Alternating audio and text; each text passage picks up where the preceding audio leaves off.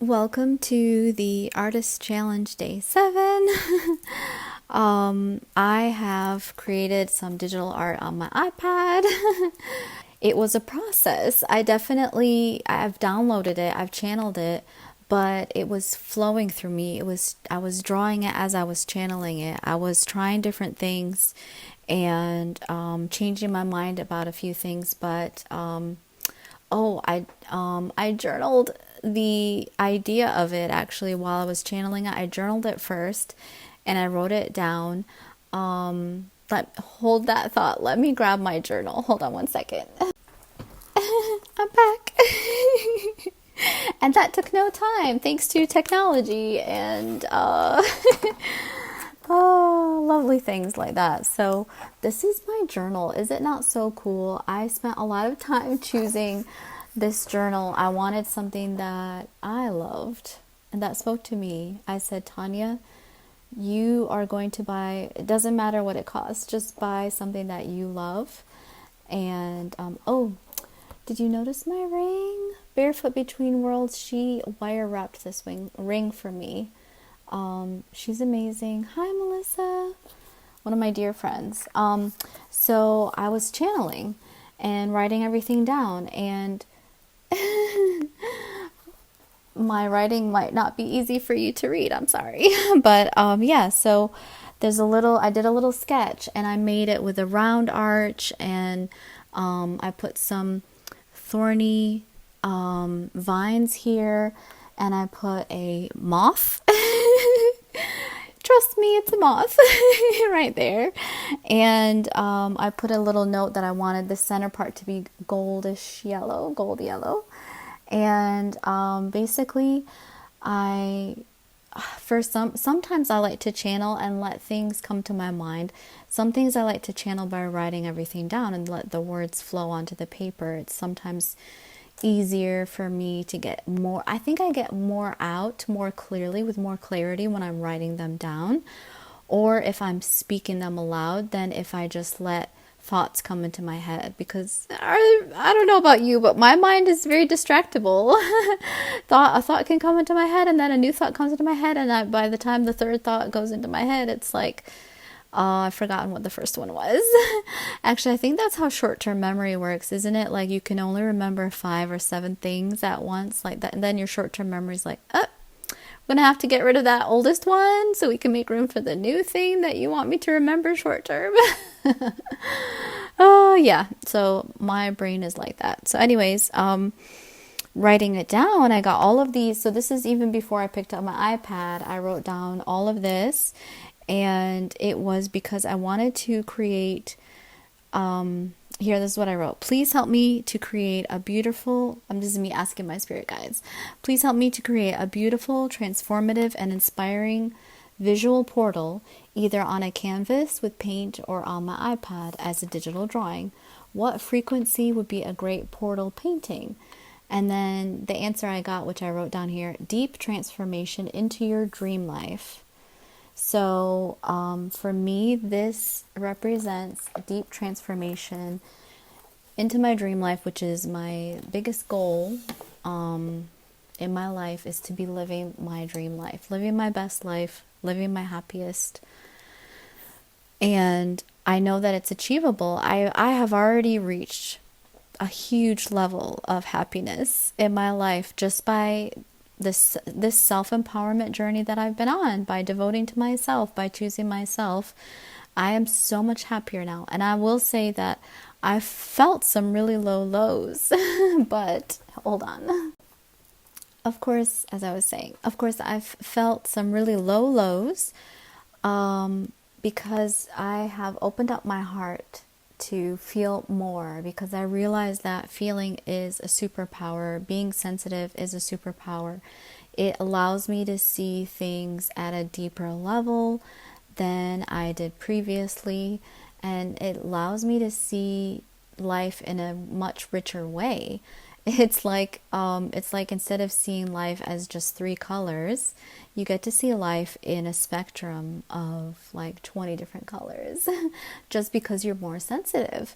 So if you're a highly sensitive person, HSP like me, You probably are discovering that for yourself.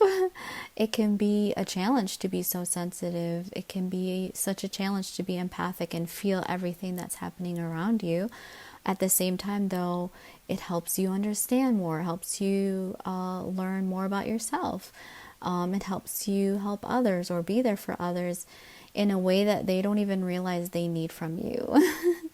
The other day at work, the kitchen was getting really hot, and one of my coworkers, she gets really hot easily, and she had her hair down, and she has long, thick hair, and I was leaving the room, and I came back into the kitchen, and I realized how hot it was. I couldn't tell how hot it was while I was in there. And I thought, oh my gosh, she's going to be burning because she's eating her lunch and she can't get up and make it cooler herself because she's eating her lunch. And she has a set time to eat her lunch in. So let me go and turn down the temperature and make the AC stronger, make it cooler in there. So I did that. And I didn't even tell her that I was doing that. I didn't tell anyone. I just did it like secretly. I like to do things without announcing it. But I did tell her a little bit later, don't worry, I made it cooler. So if she was still feeling hot, I wanted her to know that, don't worry, it's getting cooler. Slowly but surely, your room is going to be cooler. I made it cooler in the building. So anyways, all that to say is I know that I was helpful to her. I anticipated her need. I didn't have to do it, but it was easy for me to do it. So I did it. And I think it did help her out, like she was able to feel more comfortable for the rest of the day because she wasn't feeling overheated. Boy, that was quite a tangent. So anyways, with my drawing, I'm showing you a video of it and how it progressed in the corner.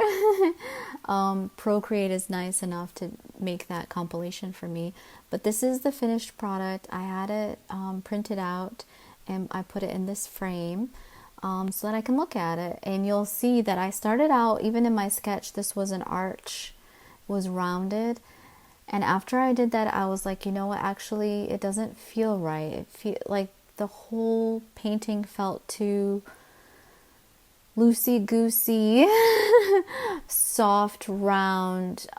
Nothing felt super stable, structured, solid in it. So I just intuitively changed it to be a straight across, like a pergola style. And then I felt much happier with it. I felt, okay, there's a solid horizon line. There is a repeating line that mirrors that parallel to it, which is that. And even this used to be a starker contrast between the grass and the shrubbery, and I made it less stark because I wanted other things to stand out. I didn't want you to be focused on these horizon lines. And I do like to put little sort of hidden things. You probably can't see it in this, but there is like a faint hint of a violet flame dragon here, which though that's one of my spirit guides, and I have a crystal as well that I love. I love holding this crystal. It helps me a lot. So I love violet flame dragons. And then here's my moth. Remember the moth in the sketch? Here he is. He's very cute.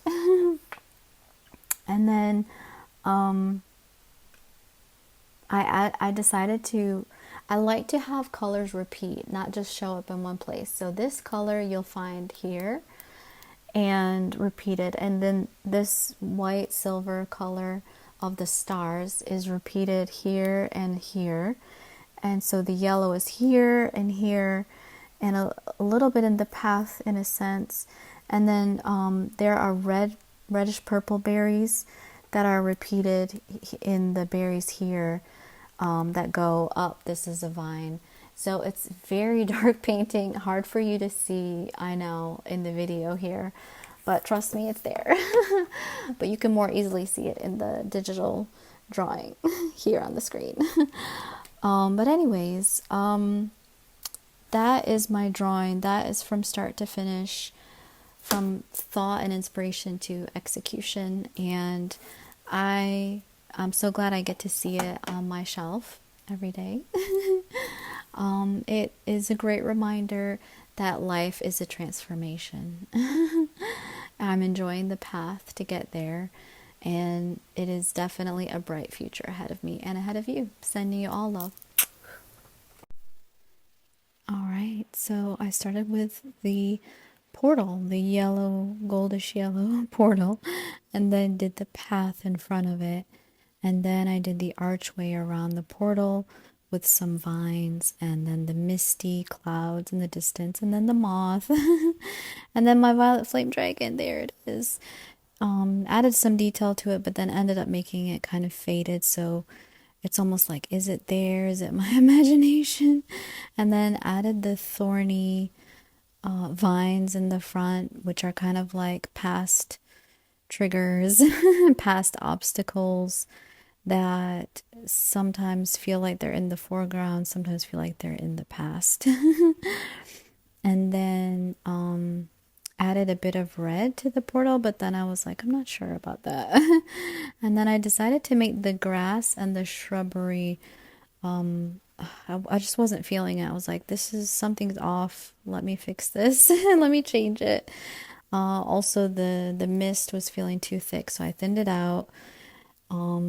And then made the grass and the shrubbery less distinct, made them darker, more similar with each other. Added some more detail to the moth. Of course, you can see I added some berries and details to the vines to have it so that there isn't yellow only in the portal. And then, like I mentioned, the pergola is now squared off.